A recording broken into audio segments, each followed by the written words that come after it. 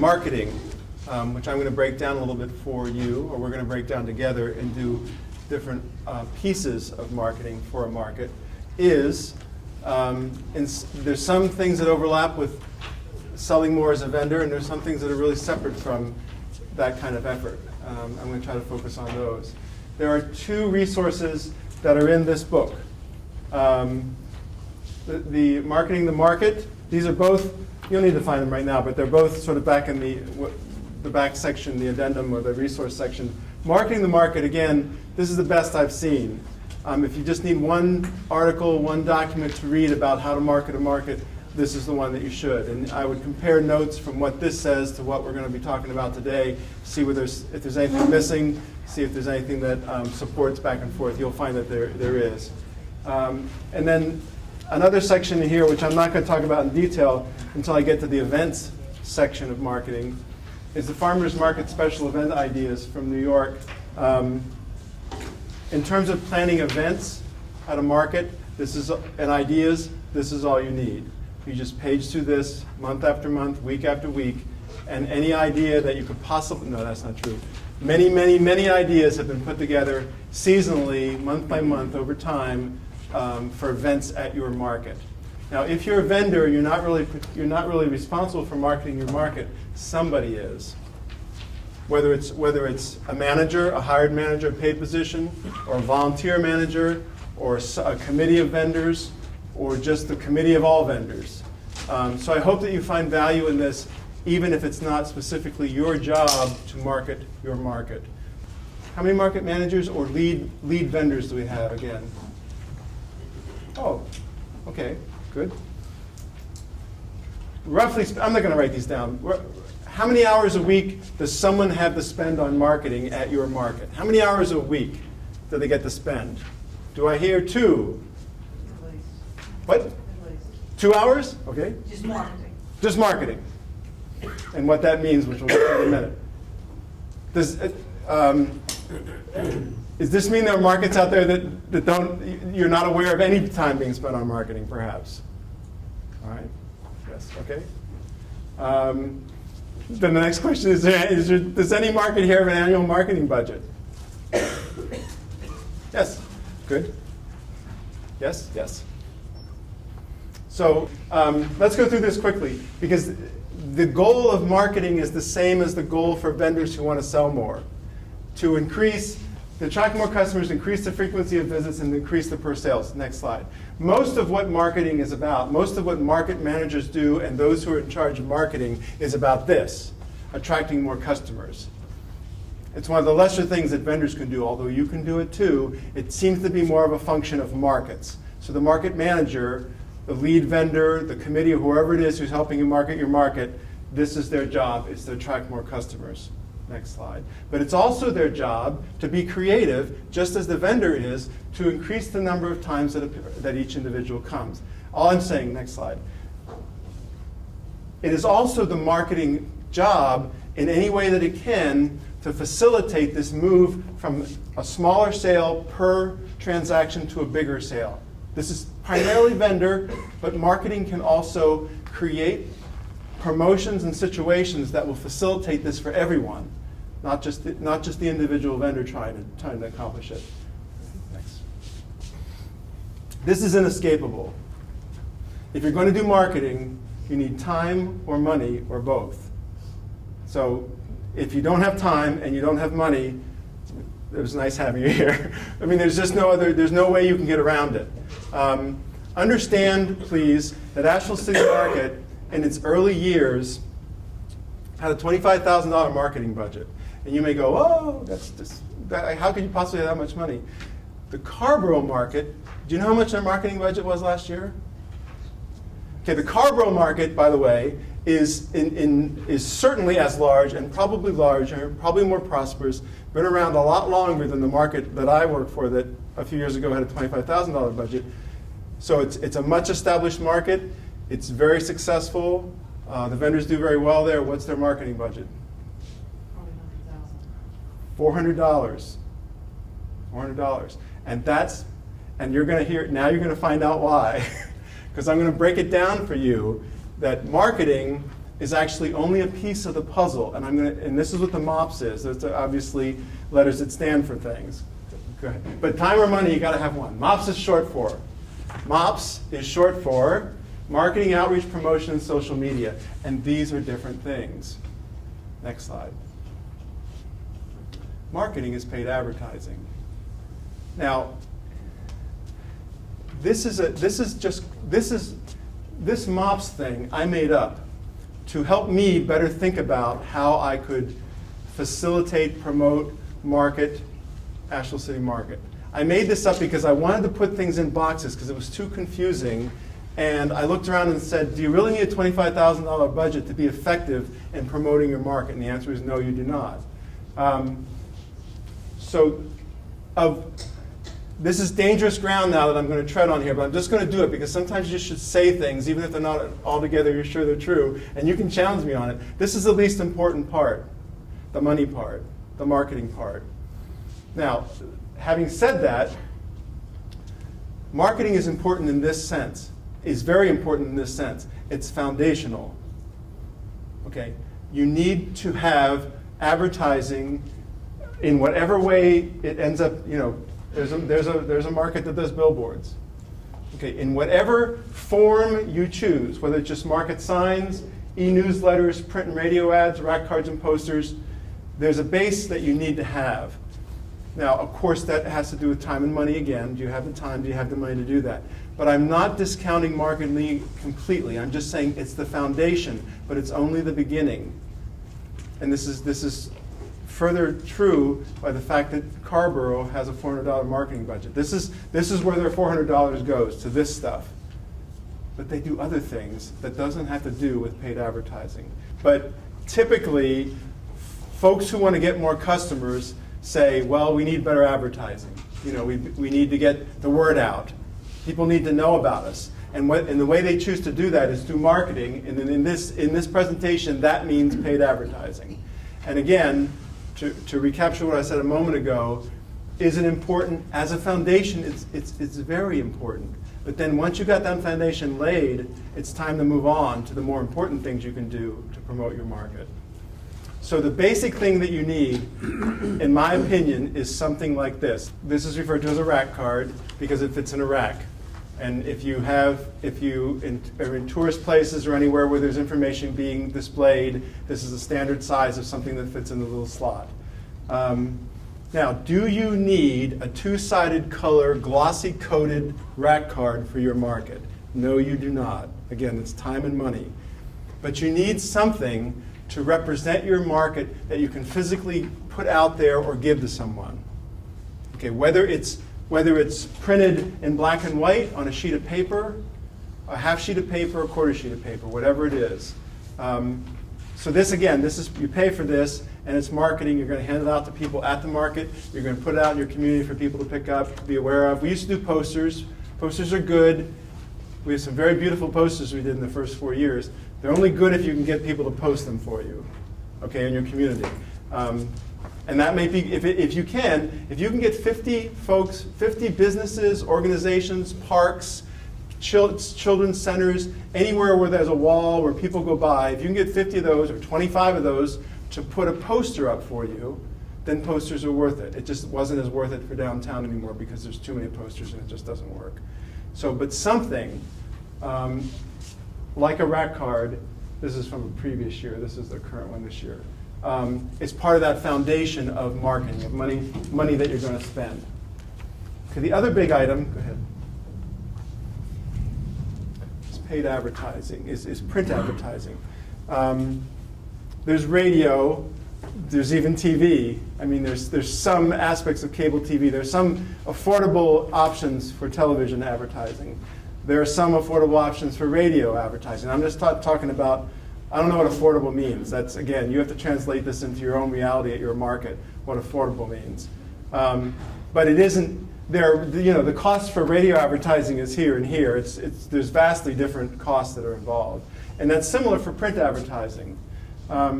Print advertising in the Asheville Citizen Times is a lot more expensive than print advertising in any larger city, in a larger newspaper. Obviously, the print advertising costs are higher. But there are other options that you can go down from there and still get print advertising. Now, I'm going to be dissing marketing and print advertising from here on out, so I hope this isn't overdoing it. Could you, these slides, in my opinion, are the most beautiful print advertising I have ever seen. Look, I mean, and in the context of a farmer's market, it doesn't get much better than that. Next slide. Yeah. It doesn't get much better than that. I mean, these are just great ads. These are fantastic ads. Next. Apple Day. I mean, it has it all. It's got the apples. It's got the event. It got fun for kids. It's got the baked apple goods coming all in one day. How could you possibly not come? Bake apple tastings. The kinds of apples that are going to be there. Next slide. You want to see the woman who's holding that fish? She's going to be there. She's going to bring those salmon right down to the market. She's going to sell it to you. Here's that pasta. This is extremely handmade pasta. I'm getting all excited. For dramatic effect, I'm telling you, I've never seen ads better than this. And you know how good they are, how helpful they were? They were virtually useless. They were virtually useless. We ran them in a local paper for Asheville City Market South, which is a Wednesday afternoon market, and they made no difference whatsoever. I'm not trying to tell you that print advertising isn't part of the mix, but I am telling you it is not the most important part. And it took me a while to learn that even though this is beautiful, and even though you would feel, I felt, like this is irresistible, it was resistible. It didn't work. Now there may be communities, there may be other markets, other places where this would work, where you'd notice it. You'd notice the traffic increasing because this ad went in a place where it created that kind of buzz and that kind of appeal to bring the people in. But it didn't work here. So we're going to leave marketing behind. The O is outreach. Outreach is stuff that your market is doing that is not at your market, it's out in the community. We're going to be going to a local school on their May Festival Day and having a market booth and handing out plant starts to the kids. That's outreach. There were Earth Day festivals all over the planet yesterday, or this past weekend, and ASAP had a booth there, and we promoted the market. This is the May Day celebration at the school. Goombay is a local cultural festival that comes up in August down the street from our market. So outreach is having a presence out in the community at whatever events or organizations or groups that you can that doesn't just try to sell the market, but engages in the community to bring them as a part of your market now. Like we're going to the school, not just to get all the parents to come shop, we're going to give these plants away, we're going to have some fun with the kids. When we go to the Goombay, we'll do some cooking demonstrations with using local food. It happened that the Earth Day had to do with our annual recycling event, so we could promote that there. Outreach. So outreach is marketing is paid advertising. Outreach is going out in the community, inviting them to come visit you at the market. And this one is more time than money. So now we've shifted the focus away from money, $25,000 or paid advertising or expensive print advertising, to time. And you don't need a paid manager to do this, and you don't need a marketing person to do this, but you need human people. You need human resources to do this. If they're vendors, I mean, that is a likely possibility that in most markets, who we're talking about is vendors doing this. Now you can get volunteers. Volunteers are great to do this sort of thing too. But this is human resources. This is time to go out into the community. It creates, when we are at this school in a couple weeks, and I or others are handing out these plants to the children and having fun with them and asking them questions and just having a good time, we are not just selling. We are creating a connection now between us, the kids, their parents, between the market as sort of a community organization, not just a money-making organization, because we're not just that, but a community organization linking with another group in the community. That's more powerful than those beautiful ads. That is more powerful than beautiful advertising. And by the way, this is the things that Carbo does now. It's not free because it requires time, but they're not just spending money now, they're investing that time to reach out, not just Carborough. These are effective at any market, and we're working on a national city market to do this outreach sort of thing. What's next? Okay, the most powerful of all of the letters. Oh wait, P, the most powerful, I heard, okay. P is for powerful, is promotion. Because what promotion gets for you is word of mouth. And check out the article that I referred you to and do as much research as you want on marketing. The most powerful form of marketing is word of mouth. And this is where it lives, under promotion. Now, the outreach, going to the school, that's word of mouth. That's part of what's going to happen there. Where'd you get that plant? Oh, did it grow? There'll be some buzz in the families of the school, and those folks may or may not show up, but they'll be taught. We'll have given them something to talk about. Look at this nice little herb plant that my child has, thanks to the market. This is just a way of organizing it and slicing it down into more manageable pieces. This isn't the only way you can do it. It's just, I find it helpful. There are features, there are events, and there are incentives. Next slide. Features.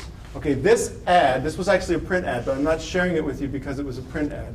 I'm sharing it with you because it's all about features. Features, in my head, are those recurring things that you set up that are sort of routine, not every week maybe every month, maybe every season, but they're recurring aspects of your market. They're not special events, they're not incentives, they're things that happen regularly that are now a feature of your market. And there they are. What do you see? What are the features of this market? Music. Music. Including, by the way, the marimba band from a local school, which is pictured here. Again, building connections with the community. There's overlap in all this stuff. Here's the live music. Other features. Cooking demo. Cooking demo up in the corner. Kids corner. Kids activities, and there's the list of, this is a Kids Corner Market. Every week, a different nonprofit or organization, doesn't have to be a nonprofit, sometimes it's government agencies, child care, whatever, comes out and sponsors activities for the children. That's another feature. And there's one hiding on here, the info booth, the Master Gardeners and the Rose Society coming once a month.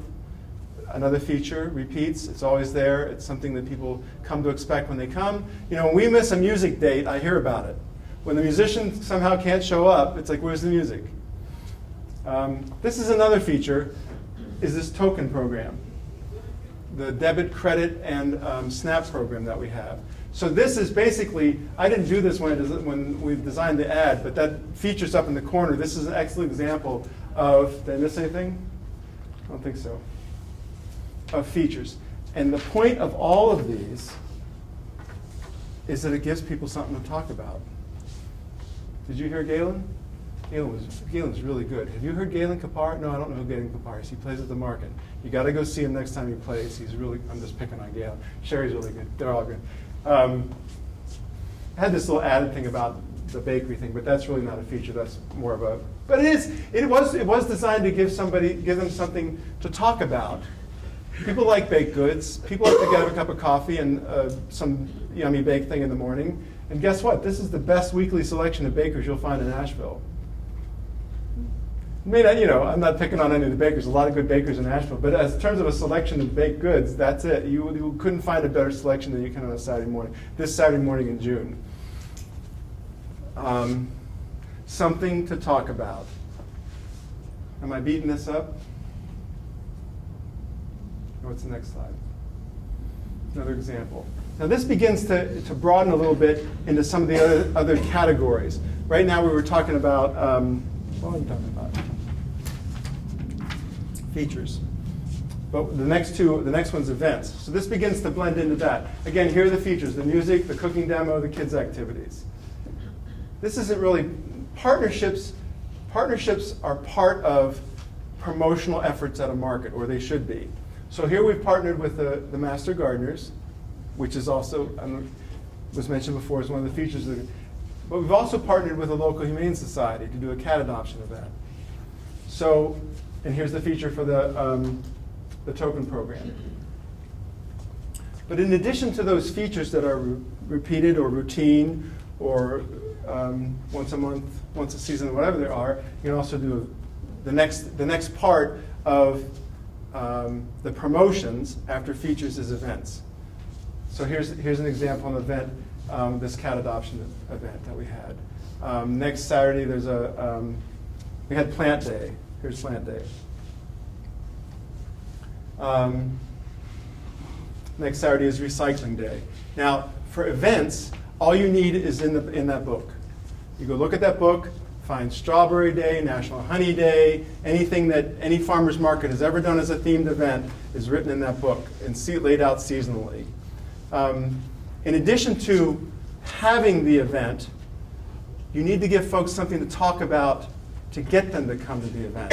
So here's the poster. Next Saturday, which was this past Saturday when it was freezing cold in Asheville, is your plant day. Didn't go, so best laid plans. It wasn't a great plant buying day, but we tried. Next Saturday is plant day, and then you turn around and block out next Saturday because now it is plant day. So now it's not next Saturday, now it's plant day.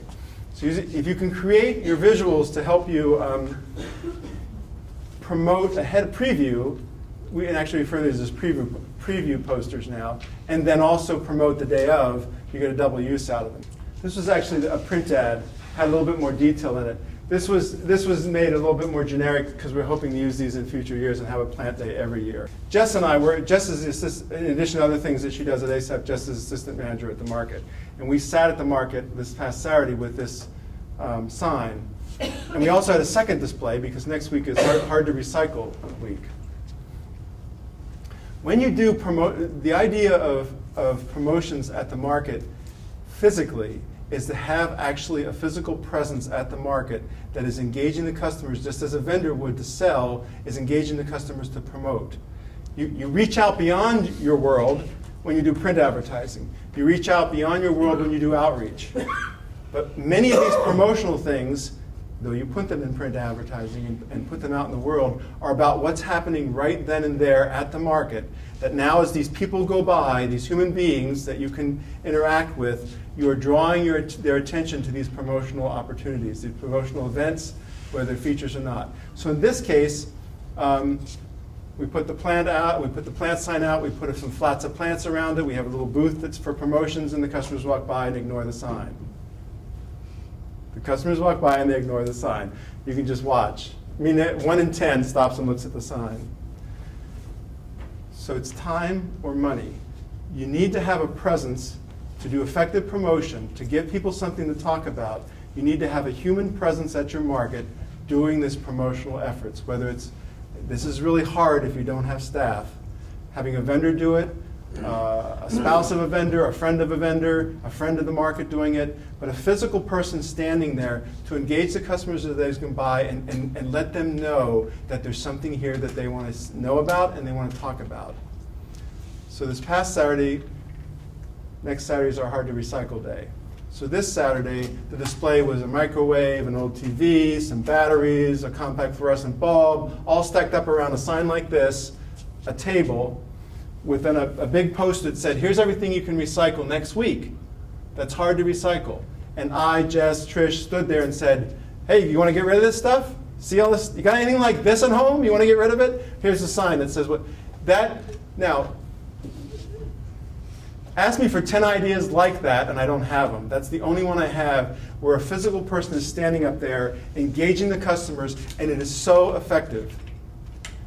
Everyone stops, even briefly. Many people stop to read the sign. Now maybe they're into recycling and maybe this doesn't work, I don't know.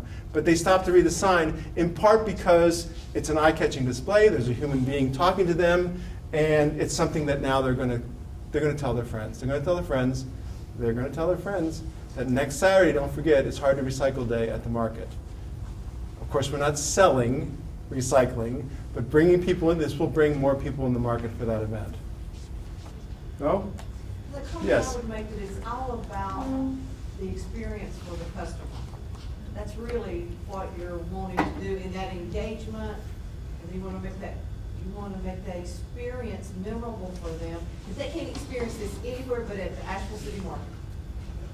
And it really is hard to do that without a human connection. And I understand that if you're thinking now, if you're picturing your own market and very limited resources that you have, you know, I asked how many hours you had for marketing, what your budget was. Most markets have very limited resources for marketing. Human capital is the number one thing and promotion is the most powerful opportunity. Those two things are the way. That's where you should focus whatever limited time and money you have, is on that human presence to promote your market here and out there in the world. So we talked a little bit about features: music, kids activities, cooking demos, snap tokens. Talked about events, festivals, celebrations, days like Plant Day.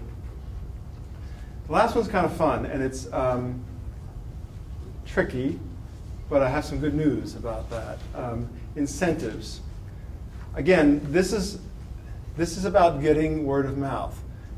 Prizes, raffles, coupons, giveaways, rewards. What's next? This is a raffle. It's not in your packet. The next one is. We were about to move to an indoor location for the winter and wanted to make sure that all of our customers knew as they walked by in the final market dates of the outdoor market that they knew we were moving inside. So we did a raffle. We gave away $500. That's a lot of money, I think. $100 to 5 different people. I don't think that matters. We give, Asheville City Market has $5, we call it market money, which is sent to the gift certificate, $5. We distribute it in different ways. West Asheville Tailgate Market has a $1 market money that they go door to door to before every market year. Vendors go door to door in the West Asheville community, and they say, here's your market token, here's your market money, please come see us. It's $1. I've told her, the manager of that market, that beats our $5 hands down. It's not about the amount of money. Okay, well, in that case, it's the human connection because they're not going to afford. But it's the idea of something fun, something to get them to come, stop, sign up. Lots of people signed up. And I'm convinced it wasn't, I'm convinced, yes. So yes, the amount of the prize was helpful. But I'm saying to you, it doesn't have to be that kind of money. It can be less. It could be an award of product donated by vendors. We're thinking about doing a Mother's Day thing where we have somebody who makes tables. He's going to put the table out there. A potter makes mugs. A cup of coffee from the coffee vendor. Some flowers from the cut flower folks. Some treats from the bakers. And a few extra tokens in there to go buy whatever you want. That's your Mother's Day prize. And we'll physically set it out there and say, would you like to enter the raffle for this Mother's Day prize? You take everything home that's here. So, and again, that could be something worth $20. It doesn't have to be worth $100 or $500. It could be small. This is really fun for me. I hope it's fun for you. All those beautiful ads that we ran for the Asheville City Market didn't amount to much of anything. This is on fire. This is crazy. And so, again, it's just like as a vendor, you have to experiment with what works for your product and your booth. As a market, you have to experiment with what works for your market. So, print advertising, as I said, if you do it at your market in the right place and it reaches the right people with the right message, might be more effective than those beautiful ads I showed you a little while ago, more effective than they were for Asheville City Market South. This, which is in your folder, the Market Mogul program, is 10 times, it's just incredibly successful at Asheville City Market South. It may not work for your market, but for some reason it works there where other things have not done well. And just so you know, I sometimes get the feeling that folks think that I represent Asheville City Market and we've got all this money and we're very successful. Asheville City Market South has been struggling for years to succeed and not fold up and go away. And this, we finally got something that really is making a difference. And what this is a shopper rewards program. Basically, now there's a little hidden fact over here that's going to annoy you, but I'll save that to last. It would annoy me if I were you. They come by, they sign up. They can sign up through Biltmore Park Town Square, who hosts the market. They can sign up at the market, and they do. Do you know how many? Over 100. Over 100, and we just started. And it's going to keep going. And so what they do when they sign up here is they're basically telling us their email, minimally, maybe their address, their phone number. And what we're telling them is every week we will send you an update, one a week, no more, of what's happening at the market and what the shopper reward is going to be that week. And then so they get that information once a week, and they say, okay, what was the first week? What was the first week? $5 token. $5 tokens. I'll skip that one. Last week was eggs. So we cap the program because you can't just keep giving it away. I mean, you can't. You say, okay, there are 15 vendors at the market. Every vendor gets a turn featuring their product as a shopper reward. Last week it was Dry Ridge Farm eggs. The first 30 customers got a dozen eggs. Come up to the market booth, get your ticket. We got 30 tickets. Come up to the market booth, Jess will hand you a ticket. You walk over to Dry Ridge and get your eggs. Next week, the week before, it was a pound of pasta. I don't know what it is next week. Doesn't matter. How do you all pay for that? Oh, you should say. Shh. Don't tell you. Okay, so before we get to how we pay for it, this has caught fire. This is crazy. People love it. I mean, we also tell them, in addition to the email, what the market mogul program is going to be, what the reward's going to be. We tell them what the music's going to be. We tell them what produce is coming in the season, what we expect to have there that day. But we promise to only send them one a week, so they know. And it's been very well received. Now, it doesn't, you could, it's time or money. Okay, I'm now feeling a little sensitive about this because Biltmore Park Town Square is paying for this.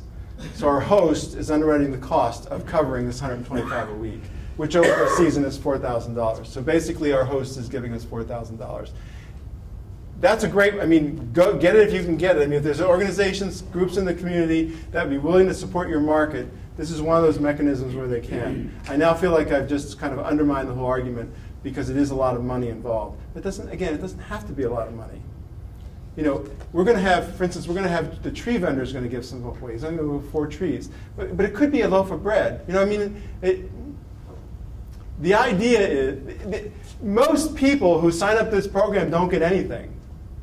You know, 31 week, when we do the trees, 4 people are going to get a tree. The eggs was 30. You know, most people who sign up for this program don't get anything. But they sign up for it anyway because it's fun. And every once in a while they will come early enough and they'll be one of the first 30 or the first 50 or the first 10 to actually get this prize. So you can scale it to a cost that fits within your budget, if you have a budget. I understand. I'm very sensitive because a lot of markets still have very limited funds. But shopper rewards programs, in some situations, for some markets and some customer bases can be, I've been struggling with this one for years and we finally actually got something that feels like it's working at this market for these folks. So word of mouth, which is like word of mouth, is the digital word of mouth. So this kind of online communications, tweeting, Facebook, and now a lot of things I don't know about, is, again, understand it's an incremental way of increasing your sales. I'm not telling you to do Facebook and you're going to watch your sales. We did Facebook, and it didn't make a big impact on it. We have how many? 1,000 fans? 1,100. How many? Oh, like 1,000, 1,100. 1,100. Someday we'll have 5,000. They'll keep growing. So again, this is an incremental thing. So don't let me. I'm not saying don't do Facebook. And I'm not isolating Facebook as there anything to do. This is just an example. So this is our Facebook page. And over time, it is just another layer of increased access to people, increased giving them something to talk about. I probably mainly include this so that you could see the vegetable duck, which was done at the Kids Corner Market. But if, I have a granddaughter, if I saw that and I had nothing to do with the market, I'd go, look at that duck. We're going to go down there to make a duck like that. I mean, that's what it's for, word of mouth, word of mouth. Next. So in terms of social media, there are other online options and opportunities. There's social media, there's e-newsletters, there's a website. Basically, this takes time. This takes some money, not a lot. The big problem with both of these is they take time to keep them current. Even a website that's somewhat static, when you put a website up there, if you're not updating it, and these e-newsletters have to go out regularly. This is time. The social media, again, it's time, but it's not that expensive to access that. What's next? Oh, here we go. Okay, this is where it gets harder. Early on, I suggested to you that it's time or money. The first place you look, the first place I think that you should look is to your vendors. So in terms of vendor involvement in marketing, outreach, promotion, or social media, do you have a vendor who likes to do social media, who's in the Facebook? Do you have a vendor who would consider doing an e-newsletter? Vendor involvement is one access to the time that you will need. On the money side, the vendor fees are the first. I think this is where you start. You don't end here, but you start here. Vendor fees is the first place you go to find the money to do whatever marketing, outreach, promotion, and social media you want to do. So to answer your question, the fees at Asheville City Market are a $100 membership fee for the year and $20 a week. If you're a day vendor, there's no membership fee, it's $30 a week. I'm betting no one's is higher than that. Is anyone's higher than that?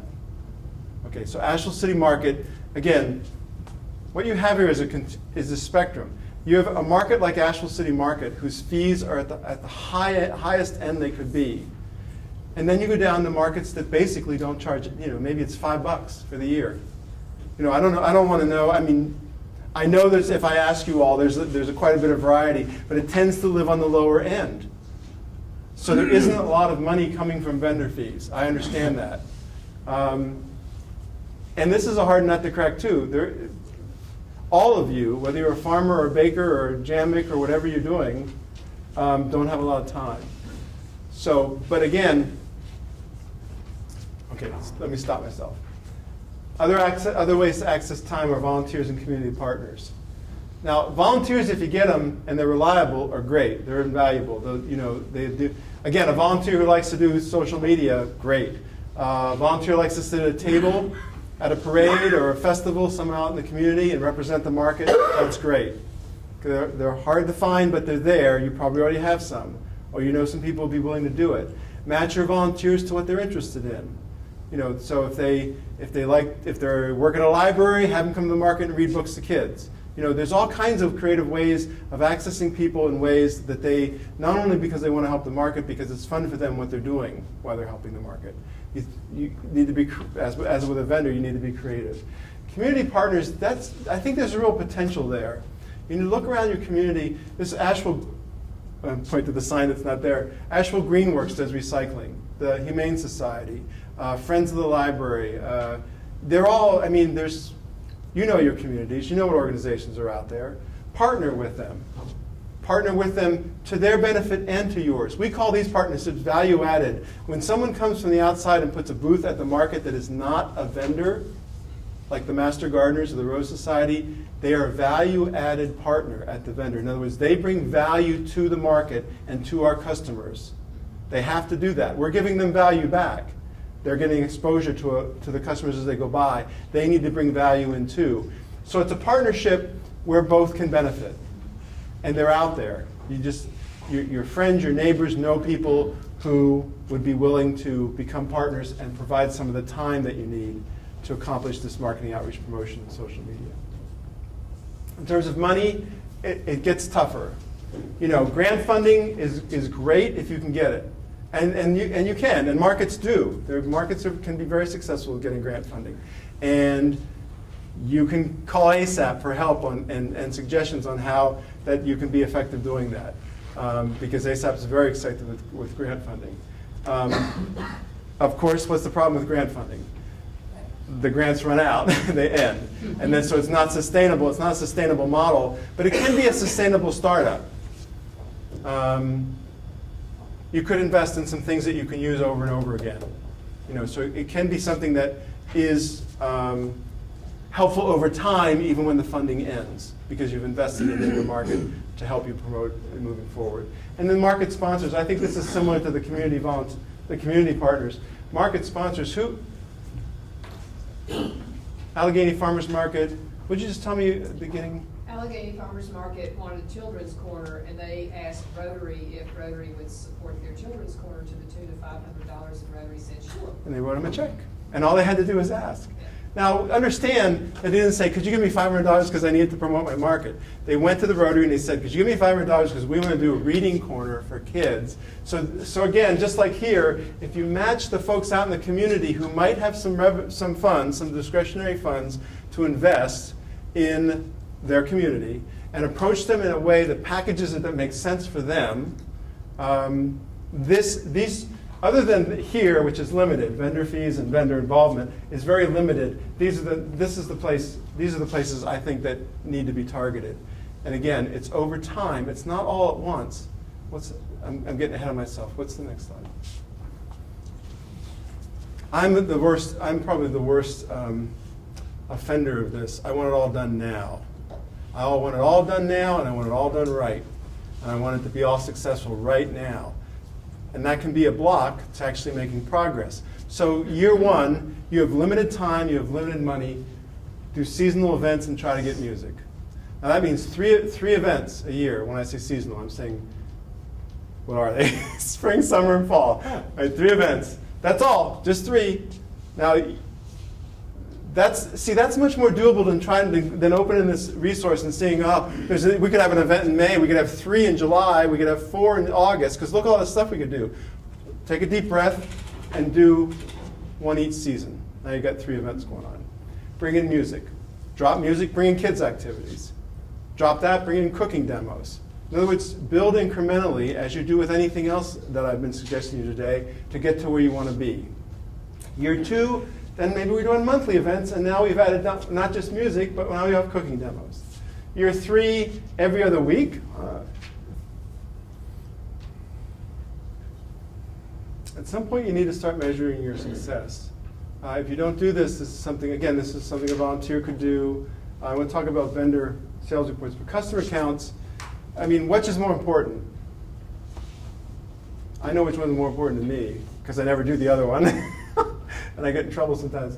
Customer counts are useful. How many people walk through and there are ways to do them. You count for 15 minutes, then you're done for the next 45 minutes. And you take that 15 minutes and multiply it times 4, because you're just trying to get an idea. So somebody doesn't have to sit there from the time you open to the time you close. You can do it in periodic little slices and then project what the customer count is.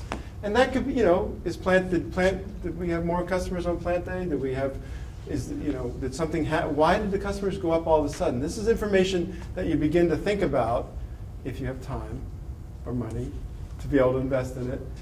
This is the one that's more important, in my opinion, which is vendor sales reports. And it's very sensitive. Many markets, many vendors cannot achieve vendor sales reports, because you're asking me for how much money I made, and that's none of your business. Asheville City Market does it through an anonymous report. We use Google Docs now. We used to use SurveyMonkey. Anyway, there's different mechanisms you can use where when the vendor goes to the link, when now they're going to report it, we used to do it with slips of paper. Let me start there. I used to walk around with slips of paper, and I hand it to a vendor and say, I'll be back. They write it on the piece of paper and they put it into a hat, literally into a hat or a bag. And the white paper was a farmer, the yellow paper was value added, and the blue paper was art and craft. So now at least I've got those categories divided up, and I can see the average arts and crafts, the average value added, the average farm.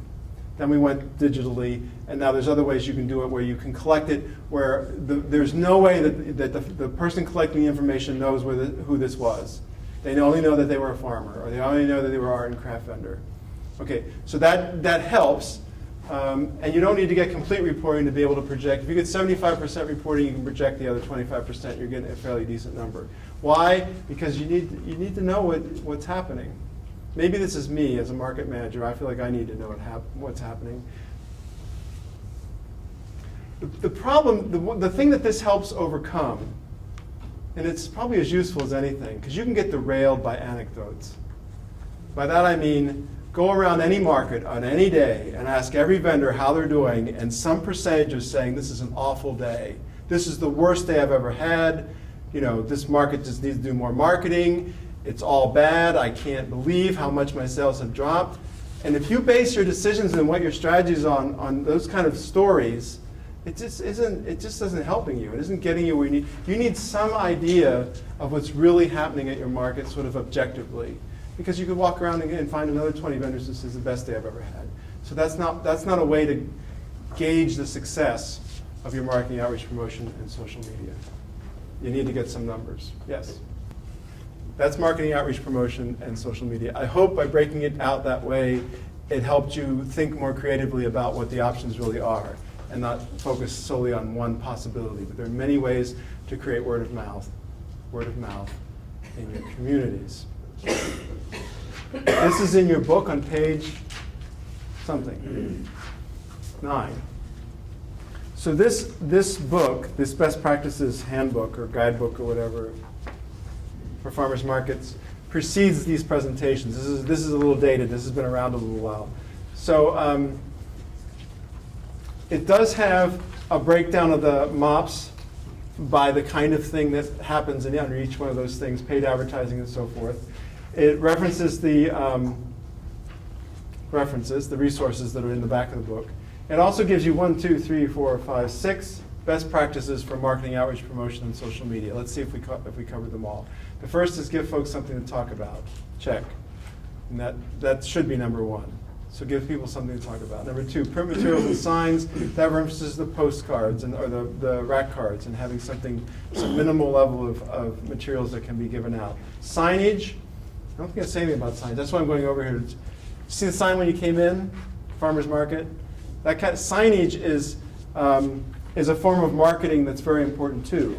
The physical signs that you have around your market and around your community to direct people to the market and to parking and other kind of good information on your market dates.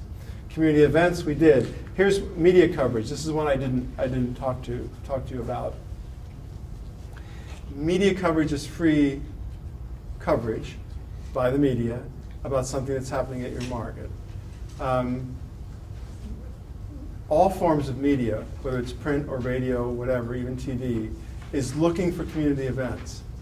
They are looking for community events. They're looking for things to share with their audiences about what's happening in the world, in the community that's of local interest. Everybody wants that. The key for this particular element, again, it's time or money, and in this case it's time. To do effective media outreach, you have to be consistent and you have to give them stuff they can use in the form that they can use it. In other words, just because you want something promoted in a public service announcement or on a calendar on some printout doesn't mean they're going to fit it in on your schedule. You need to build a relationship with whoever the reporter is or the person who posts this kind of stuff where they know they can count on you. I mean, ASAP, again, they've got money. ASAP's got somebody doing this as part of their job, sends information out weekly and writes a story for the Mountain Express, I think every other week. Maggie does a story every other week. But you, on a lesser scale with less time and less money, again, maybe this is a volunteer, maybe this is a vendor, maybe this is a community partner. But if it's not consistent, they love, like if it's print advertising or online, they want a photograph, a good, nice photograph. So you have to give them, they're very busy too. They're too busy to make it okay, to take what you give them that doesn't really work for them and now go find out how to get it right. You got to figure out what they need and give it to them on a regular basis. I'm not saying every week, but maybe a monthly update about the market. Here's the monthly news about my market. Goes to this person, it's got a couple pictures, comes to them reliably and in a format that they don't have to do a lot of work to. And how do you know that? Ask them. How can I give this to you that makes it easiest on you to pass it on to whatever mechanism or media that you have? Mike, we have Yes. found that very, very effective. A testimonial, very effective. What do? I will tell you that it is time consuming at first to write your first 2 or 3 articles. And then you have the format. And so you just go to that, you update what's going on at the market. I like to feature a producer every week. I like to add a recipe. I send it every Friday morning to the local media, and they feature it in the Sunday local paper. And I thank them for doing it. If it gets missed a day, I just move on, we go to the next week. I may send it again. And if I'm gonna be out of town or something, I can't be there to do it on Friday, I'll send it early. Now, and I don't know why I hadn't thought about this before, I'll be copying and paste that on our Facebook page. Yes, yes. So it's very effective. Will you repeat that? Yes, it's very effective to be able to offer something with a number of features to it, like recipes, what's fresh at the market, if there are any events going on, any features are going on. Get a format it almost becomes a template then. It really It's got a does. beginning, a middle, and end. It's got these little headings that say, and here's what I have to fill in here. Time consuming to get started, but over time becomes easier. Saves you some time. Again, it's always time or money. That's some time, but it can be done efficiently and effectively. And I also save them and I date them so that when I start for the dates, I go back because things are basically the same. So, I've got a couple of years now of format and template. So I'm really sensitive. Yes, over time, it gets easier. It does. So as you get some things in place, they're in place next year. Now you go and add some things to that. Again, incremental change is easier to handle than being overwhelmed by all that you could do and aren't doing to market your market. Customer contact, number 24. And that has to do with some things we talked about earlier in the day about getting people information, being able to stay in touch with them, giving them the information either by email or live at the market as they're coming by, and customer surveys. Customer surveys are fun in just by themselves. Dot surveys. You ever know what a dot survey is? You put some choices up on a piece of paper like that and say, pick a dot and go tell me which one you choose. Like, what's your, I'm going to give a bad example. Give me a good example. My favorite thing about the market opening is the produce is back, the baked goods are good, I love the, whatever it is. I'm not, dot surveys are just fun. People like to do them. It doesn't matter too much what you're asking. You just go up and you put a dot up there, and the next person comes up, they see all these different colored dots, and they want to go up and put a dot in too. And then you use those to ask more serious questions. Like, if I could change one thing about the market, what would it be? And then you put your 4 guesses up there. The parking is really kind of hard. We're hidden from the public. Nobody can find us. We don't have enough variety of, pick 4. You know your own market. You can guess 4 things that people might go, wow, and put it up there. Just asking the question is an effective form of promotion, regardless of what the answer is. But then you can begin to gather good information too. That, move your market or build a parking lot. I don't know what, there are some things you can't solve, but you get the idea. People appreciate being asked for their input and asked for their opinion. It's helpful. Okay, so those are the best practices. There's a lot of other best practices in here, assembled mostly by me, and I'm answerable for them. So if you read through this and want to email me a question about these are broad questions about market management and a lot of other things besides the things we're talking about today. Feel free on anything in this book to give me an email and let me know what you are wondering about. I would have been thrilled to have this 5 years ago. What this is a working document for the Asheville City Market for this year. It's my attempt to try to capture on one. As you notice, it's on legal paper. I couldn't capture it on a regular paper. It had to be on a long sheet of paper.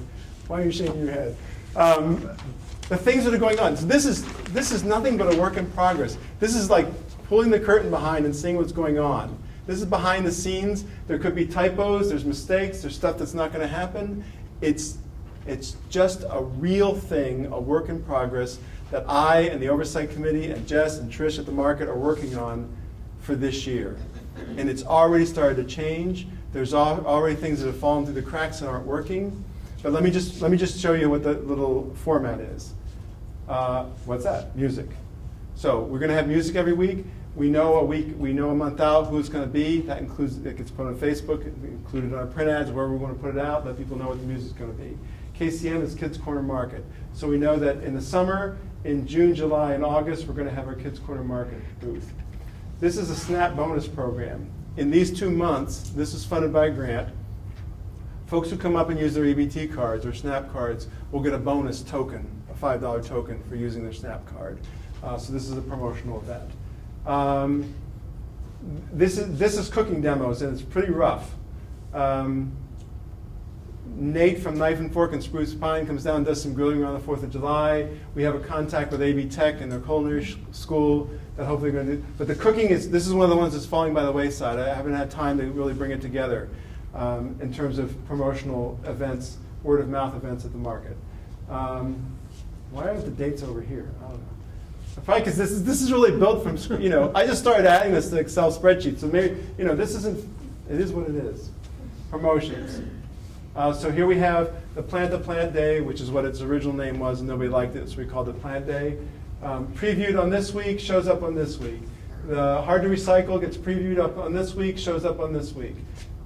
These are 2 outreach events, Earth Day and the Food Festival that we went out to. Schools, we're going to the Odyssey May Day event with 120 herb starts. I talked about the markets for Mother's Day. Strawberry festivals, when's it going to be? We don't know for sure yet because we got to make sure we got the strawberries. Might do it over 2 weeks because that's safer than doing it over 1. If you try to pick a particular day and say this is a peak time for strawberries, you're more likely to get that peak if you do it over 2 weeks than 1. Wind Data Grill. Check back with me on how that goes. That'll be interesting. Should I tell them about that? I get really excited. Oh, what time is it? I'll tell you about it. So Wind Data, this is silly. Wind Data Grill. So we're going to go to the big 3 in the neighborhood and say, who wants to donate a grill to the market? You know who they are. Lowe's, Home Depot, Ace Hardware. Could be others. You go and you say, would you like to donate a grill? Not a grill, a tabletop grill. $180 grill. So you have in your promo section of the booth, this could be a volunteer thing, this could be fun, this could be a scout project. Community service project by some group who wants to do, some high school, what was it that Sparta there was a high school, you had to do community service as part of your senior thesis or High school something. kids have to do community work All right. in North Carolina. But there could be clubs. It could be clubs. There's tons of ways you could get a group of people together. A church group. We had a church group come once. They had about 20 volunteers on one day. It was a recycling day a couple years ago, and just help direct traffic and do. Anyway, find some time. Wind Data Grill. I shouldn't do. Okay, never mind. I'll tell you later about Wind Data Grill. Now you're all excited to hear about it. Budget Stretching Market Walk. I like that idea. We're basically going to have a seasonal. It got bumped because of Mother's Day or something, but there's going to be a seasonal walk around the market to assist shoppers to stretch their budgets. Each vendor had one of these little display boards in front of their booths, their displays, and it tied them all together to say there's something different happening here, and these are all linked together. So on the budget stretching market walk, we will. I don't know how much this costs. Again, this is a great grant thing. If you can get a grant for promotions and buy, say you have 20 vendors, buy 20 of those. And then when you want to do some promotional where you want to tie it together with all the vendors, each vendor gets one for the day and writes something on it. So they might write, my budget stretching, this isn't what they'd write, but they'll write something that indicates that there's something in their booth worthy of attention if you're trying to stretch your budget. And every vendor has it. Every vendor has one. That creates just a momentum to the promotion at the market and in people's minds as they go and talk about this to their friends and neighbors. There was one other one I want to talk about, budget stretching one. There was another one. These chili cook-offs, these things that involve a recipe. You all probably have said and know that recipes are good things. We'll put out some recipes where the ingredients are obviously being sold at the market, and you can find them because there's a yellow balloon tied to those booths. So now you got a recipe in front of you, and you go, okay, I need this, this, and this. Oh, just look for the yellow balloons. So you're just walking around and go, oh, what do you have for this recipe? So again, it's tying together the vendor's participation, the vendor involvement, with the overall market effort to promote. The last one I'm going to talk about, these down here are all just ideas waiting to live somewhere, the biggest pumpkin contest. Some of these are from that book, from that New York list of events. See if there's anything I want to talk about. September is Hunger Action Month. You can do, if you're doing SNAP, and folks, there are connections that go throughout all these things. So back to the Eat Local for a Week challenge. So beginning on one Saturday and going to the next Saturday, this online, if you Google or search for Eat Local for a Week challenge, farmers markets, these are being done. You know, you don't have to reinvent the wheel every time. But basically, there's going to be some, we don't even know what the format is yet, but some challenge where beginning on one Saturday and adding on another Saturday through some sort of, I don't even know what the mechanism is going to be. You get points, you record what you've bought, you can record what you eat, I don't know what it is. But it's a challenge saying, let's eat local for a week. That was an idea from one of our oversight committee members. The zucchini car race. Every market who sells zucchini must have a zucchini car race. All right. Zucchini, what? Car race. You make a car out of a zucchini. Or many zucchinis. I haven't figured this one out. Buy more. You know, weigh and win drawing. If you've got something with 10 pounds in it, you're eligible for a $25 gift certificate. If it's got 20 pounds, you know, again, you go back to being creative around those three things you're trying to achieve, which is bring more people, have them buy more each time they stop, and have them come more often. Made possible with funding from the North Carolina Community Transformation Grant Project and Centers for Disease Control and Prevention.